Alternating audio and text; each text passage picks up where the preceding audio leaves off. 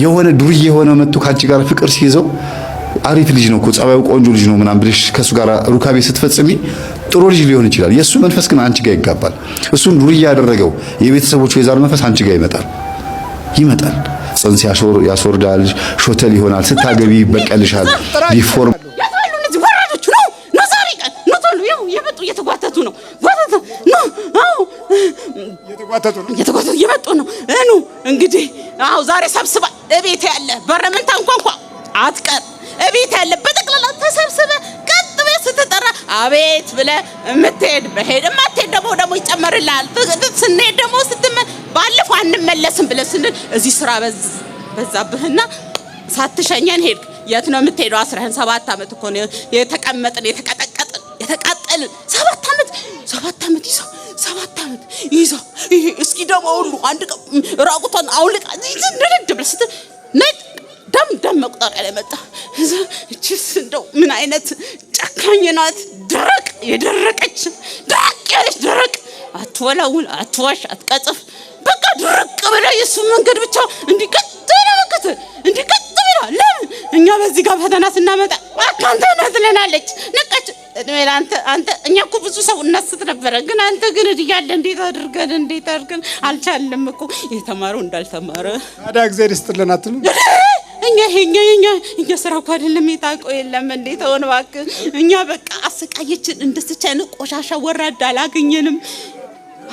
ብዙዎቹ ተምራናል እያሉ በወገናቸው ላይ በቤተሰባቸው ላይ በትምህርታቸው ብቻ የሚኮፈሱ እንጂ የጠላትነትን ምስጢር ገብቷቸው በትህትናና በበጎነት የሚያልፉበት ዕውቀት የእግዚአብሔር እንጂ የሰው አይደለም የሚሉበትን አእምሮ ተነጥቀው ዝም ብለው ትምህርታቸው ለራሳቸው ደሞዛቸው የራሳቸው ለዛውም አልበቃ እያለ ሱስ እየሆነባቸው እድሜያቸውን የሌላውንም እድሜ ለጥፋት እያዋሉ በእውቀት ሰበብ ብቻ የተጎዱ ጥቂቶች አይደሉም። እና በቃ ሰለጠኑብን እንዴ! የቷን ሰላም ለኪ የምትልበት እነዚህ ሁለቱ ገብተዋል። ይሄ እዛ ያልኩ ቦታ ወስዳ አስባርካለች ጋር ላይ 3 ወር ላይ የት እዛ ነው ዋናው ጋር ደብረ ሊባኖስ ታባርታ ያለ አንተ ሁሉ ሲሆን ታዲያ ምን ላድርግ? በቃ ላጠፋ ነበር የመጣሁት። ነገሮች ሁሉ ሲተሳሰሩ ምን ላድርግ? ተሳሰሩ። እዚች ማአት ነው ያለሁት። እዚች ላይ ሆኜ ያበሳጫታለሁ ሰራተኛዋን። ቅጥል ሰራተኛ ኖሮ ሰናት የምናሰረው ጊዜ እንዳይኖራት ቢዚ እናደርጋታለን። ሲስተማችን ስልታዊ አይደለም። ስልታዊ ነው ግን ስልታዊ ነው እንዴ! በቃ እሷ ፍዛለ የትውልድ ቢያቅ እኮ ነው ፍዝዝ እችግን ነቃችብን። በቃ እኮ ሄደች መጠቀች ስለመንፈስ አወቀች ብዙ። እቺ ፍዝዝ ልሰራ ነው የመጣችሁ በብዙ ብር ተቀጥራ ጎለል ስትል አይ ያንቺ ነገር ጥልና አውቀለች እናስገባና ስራ ውስጥ ከዛ ጊዜ ወሰድና አይደለ ጊዜ መሻማት ስትሰራ የጸሎታን ሰዓት ከዛ ብለነት ልብልና አባቷስ ያውቃሉ። አይነጠላለ ትላለች እቺ በዚህ እድሜ ቁረቡ ዝጋው ደሙን ተቀበሉ። የሚና አሜሪካ ነው። አሜሪካ ሊሄዱ እየጠበቁ ነው። እናትየው ሄዳለች። አሜሪካ ነው ያለችው። ሌላ አሜሪካ ይላል። እዛች ደግሞ ኧረ ተው በየገዳሙ ብትዞሩበት እድሜ ዝጋው ደሙ መመቀበያችሁ እድሜ አሜሪካ ምን ይሰራ? አሜሪካ ትጠፋለች፣ የኃጢአት ሀገር ናት እያለች ትነግራቸዋለች። እቺ እኮ ናት አሁን እቺ ማትረባ እንደዛ ትላቸዋለች። ባለቤቷስ ገብቶታል። እሱ ያውቃል፣ ስለ መንፈስ ያውቃል። ግን ድብት እንዳይጸልይ እንታገላለን። ፌስቡክ ሀገር እንዲሆነ ወገን አለቀ ይላል። ስራውን ደግሞ እንዲህ ስራ ይሰራል፣ ይረዱታል። የሚዘክሩት ቅዱስ ሚካኤል ምናምን ነገር። የሀገራችን ሁኔታ የሚወሰነው ካደረብን መንፈስ አንጻር ነው የሚታየው።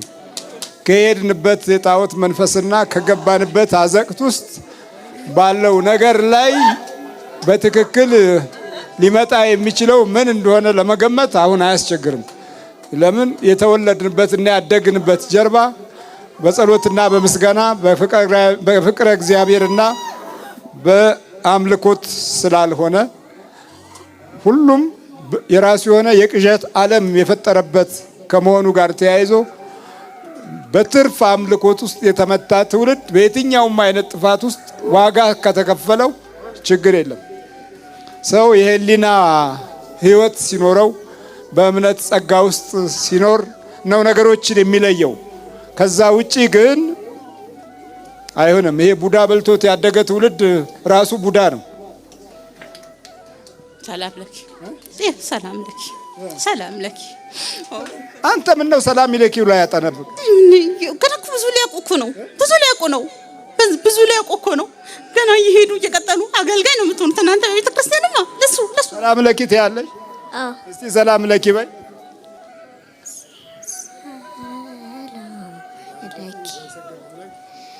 እሱ እንላለን ግን አንዳንዴ ታስጠፋብናለች። እኛ ደስ ይል ስንጸልይ የሚቃጠለው መንፈስ በጣም አለ፣ ግን ተቃጥያለሁ ትለናለች። ጸሎት ቤት ገብተን እንኳን ስንጸልይ ይቃጠላል መንፈሱ እንኳን በጣም ደስ ይላል። እንዲህ እያለንም እንጸልያለን ስንልም እሷ ያብሳብዳታል፣ ትነጫነጫለች። አላቅም እንደሆነች ግን እናንተ ስትጸልዩ ነው እንደሚያደርጋ? አዎ አዎ ልክ ነው፣ እውነት ነው። እነዚህ ትንንሾቹ የሚያሸንፉ እኮ እንክ በጣም ተዋርጃለሁ። ደግሞ ዲታለች ወራዳ ከላይ ተወርደህ አይደል የመጣኸው? ድሮስ ወራዳ ነው። ዝም ብለህ ስትጸልይ መጸለይ ሲበቃ መሄድ ትለኛለህ። ትንንሾቹ ህፃናት በሚጸልዩት የሚደክም መንፈስ ስንት ዘመን ነው የሚገዛን? ስንት ዘመን ነው ህይወታችንን የሚያዳክሙ? እነዚህ ህፃናት የሚያሸንፉ። አዎ እነዚህ ያሸንፉኛል። አቃጠላችሁን ይላል። አዎ አቃጠላችሁኝ፣ ቆይ በቃ ተቃጠሉኝ ትላለች። አዎ ማን ነው እንዲህ የምትለው? መንፈሱ። አዎ በል ተዘጋጅ። ከጸኑ ላይ ሙጣ ቧጣ የምታየውን ነገር ካለ ቶሎ በል ቶሎ። ከሁሉም ጋር አብሮ የማየት ድባብ አለው። ያ ድባብ ቅዱስ ድባብ አይደለም፣ ጥላ ማለት ነው። ድሮ በዚህ በህዳር በሽታ ጊዜ የነበረው ወረርሽኝ ለማጥፋት ይጠቀሙበት የነበረው ነገር የጸሎት እጣን ነበረ። የጸሎት እጣን በዚህ ላይ የታመመው ሰው ላይ የሰዎች ጥላ እንዳይገባ ኩፍኝን ጨምሮ አሪቲ እና እንቧይ ጥላውን መከላከያ ብለው ጸልየው በር ላይ ያስቀምጡ ነበረ እና ከዛ ሰው ጥላው ራሱ መንፈስ ሆኖባቸው ነው። የሰው ጥላ እንዲህ አይነት የመሆን ገጽታ አለው። በኢየሱስ ክርስቶስ ስም፣ በወላዲተ አምላክ ስም፣ በቅዱስ ሚካኤል ስም፣ በቅዱስ ገብርኤል ስም፣ በስላሴ ስም፣ አይኔ ያልኩህ በስላሴ ስም፣ በወላዲተ አምላክ ስም ለቀን ወደ ሲኦል እንገባለን። ቶሎ ሰባት ጁን ወደር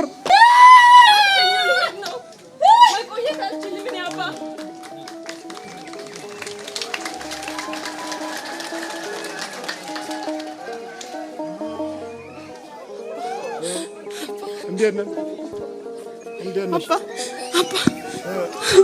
አባ ደህና ኖት? ትግሉ እንዴት ነው? ኧረ አልቻልኩትም። በስመ አብ ኧረ በስመ አብ ቻልሽው እንጂ ስልቱን እየቀያየር በቃ በስመ አብ አባ እግዚአብሔር ይስጥ። እንዴት ነው? ይምጡ እስኪ ወደዚህ። እንዲህ አይነት መንፈስ ህዝቡን እየጎዳ እኮ ነው። በጣም እንጂ በጣም ነው የተጎዳው። በጣም ነው የጎዳት። በጣም ነው የታገለችው እኮ በጣም ነው የታገለችው። እድሜ ይስጥልን ለእርሱ እግዚአብሔር ረጅም እድሜ ይስጥልን። በጣም ነው የምናመሰግነው። ባይነግሩን እኮ አልቀናል። በቃ እኮ እርሶ ባይነግሩን እኮ አልቀናል። በቃ ተከታታይ ነበረ ወይስ በሬዲዮ አቢሲኒያ? እዛ እስጢፋኖስ ጀምሮ እዛ አውቶብስ ተራ ሁሉ እዛ እየሄድን ሁሉ እንከታተል ነበር። አዎ ይሄ ውስጥ እያለን የታሰረው መንፈሱ ገና 3 ወር እያለው እሱን አሰሩልኝ ግንባር ላይ። ከዛ በኋላ በቃ ይሆን ነገር ሲፈጠር እሱ ነው እያልኩኝ ካሴቱን ነው ማየው፣ መጽሐፉን ይደብተኛል፣ ይታገለኛል፣ ሳለም ጊዜ ግን ያሳጣኛል። ጊዜ መስረቅ የኢትዮጵያ ሰይጣን አንደኛው ጥበቡ ነው። ጊዜ የሚባል በቃ እንዴት አድርጌ እንትንም ለማድረግ በቃ ቢዚ ሰራተኛ ኖሮኝ ቤት 2 ሰራተኛ መጡ አይሰሩም፣ ያላግጣሉ እየመጡ ሰራተኞቹ። የተወረሰ ነው። እኔ ነኝ የምሰራው። ከዛ ቤት በኩል እንትን ልበል በቃ ተቸገርኩኝ። መጸለያ ጊዜ ሁሉ አጣ። እንዴት ነው ነገሩ? ገባ? ባካችሁን ወጣቶች ለመበላሸታችሁ ተጠያቂ የሚሆነው በግማሽ % የቤተሰቦቻችሁ ኮተትና የእናንተ መልከስከስም ጭምር ነው። በየሆቴሉ በየናይት ክለቡ በየቦታው በዝሙትም በምንም ከተለያዩ ወንዶችና ሴቶች ጋር ትወስባላችሁ ወይም ደግሞ ይሄ ኃጢአት ይፈጸማል። እንግዲህ ይሄን ህይወት ስላልኖርኩት ነው እንወስባለን ብዬ ማልናገረውና ይሄንን ስታደርጉት ይጋባል መንፈስ። የሆነ ዱርዬ የሆነ መጥቶ ካንቺ ጋር ፍቅር ሲይዘው አሪፍ ልጅ ነው እኮ ጸባዩ ቆንጆ ልጅ ነው ምናምን ብለሽ ከሱ ጋር ሩካቤ ስትፈጽሚ ጥሩ ልጅ ሊሆን ይችላል። የሱ መንፈስ ግን አንቺ ጋር ይጋባል። እሱን ዱርዬ ያደረገው የቤተሰቦቹ የዛር መንፈስ አንቺ ጋር ይመጣል። ጽንስ ያስወርዳል፣ ሾተል ይሆናል። ስታገቢ ይበቀልሻል። ዲፎርም ወይም ቅርጽ አልባ የሆነ አንሼፕድ የሆነ ልጅ ይወለዳል። ትዳርሽ ጥያቄ ምልክት ውስጥ ነው የሚሆነው። የጸና ነገር አታገኝም። ያሳለፍሽውን ህይወት አስቢና በአንቺ ህይወት ውስጥ በዝሙትም በፍቅርም በተለያየ መዳራትም በፓርቲሲፔት ያደረጉ ወንዶችን ወይም በአንተ ህይወት ውስጥ የገባችውን ሴት አብራህ ካንተ ጋር ብዙ ላይፍ ውስጥ የገባችን ሴት አስብና ዛሬ ላይ ትዳርህ ላይ ምን እንደገጠመህ አስበው። ብዙ ነገሮች ውስጥ ብትገባ አንድ ነገር ላይ የምታርፈው እሱ ምንድነው? የመናፍስ ተጠቂ ሆነናል። ለመውደቃችን፣ ለመክሰራችን፣ ለመበላሸታችን፣ ለሃይማኖት መክዳታችን፣ ለእያንዳንዱ ጥፋቶቻችን ተጠያቂ የሚሆኑት 90% መናፍስት ናቸው። ሰው የራሱ የሆነ ጥፋተኛ ሊያደርገው የሚችለው ከባድ የሆነ ክፉ ሰው ሆኖ አልተፈጠረም። ሰው ደግ ነው። ሰው የዋህ ነው። 7 ሀብታት የተሰጡት ከነጻ ፈቃድ ጋር የተቀበለ ሀብታም ባለጸጋ የዚህ ምድር ንጉስ ነው። ሰው በነጻ ፈቃዱ ተጠቅሞ ክፉ ቦታ ላይ ይውላል ብዬ አላስብም። ከመጀመሪያው ጀምሮ ግን የቀደመው ጠላት የአባታችን የአዳም ጠላት የሆነው ጋድራኤል የሚባለው ያ በእባብ ላይ ተመስሎ በእባብ ላይ ተደብቆ የመጣው መንፈስ ዛሬም በሚያማምሩ ነገሮች ተደብቆ እየመጣ እየጣለን ያለው። ለዚህ ነው እኮ ጥንተ ጠላት የተባለው። ሰው በፈቃዱ ተጠቅሞ ከሚያጠፋው ጥፋት ይልቅ ዲያብሎስ ተከታትሎን የሚጥለን ነገር ስለሚበዛ እኮ ነው ጥንተ ጠላት የተባለው። የአዳምና ሔዋን ከገነት መውጣት ምክንያቱ ማን ነው? ዲያብሎስ ነው። ለዕፀ በለሱ መብላት ምክንያት ማን ነው? ዲያብሎስ ነው። ከእግዚአብሔር ጋር ለመጣላታችን ምክንያት ማን ነው? ዲያብሎስ ነው። ኢየሱስ ክርስቶስ መጥቶ እስኪወለድ አምላካችን ሆኖ ይህች ምድር እስኪዋጃት ድረስ ዓመተ ምሕረት እንዲመጣ ምክንያት የሆነው እኮ የሆነው እኮ። ስለዚህ አዳምና ሔዋን በራሳቸው ኃጢአት ሰርተው አይደለም፣ ወይም ደግሞ በራሳቸው ተነሳሽነት ተነስተው አይደለም፣ አሰናክሏቸው ነው። ለዚህ ነው እኮ የኢየሱስ ክርስቶስ መወለድ ያስፈለገው ወደው እንዳላጠፉ ስለታወቀ ነው። ወደው አይደለም ያጠፉት፣ ተገደው ነው። ዲያብሎስ ግን ወዶ ነው የወደቀው። ወዶ ነው ትዕቢተኛ የሆነው። ወዶ ነው እኔ አምላክ ነኝ ብሎ የተናገረው። ከልቡ አመንጭቶ እንጨትና እንጨት ተፋጭቶ እሳት እንደሚፈጥር ከራሱ ሐሳብ ጋር ተፋጭቶ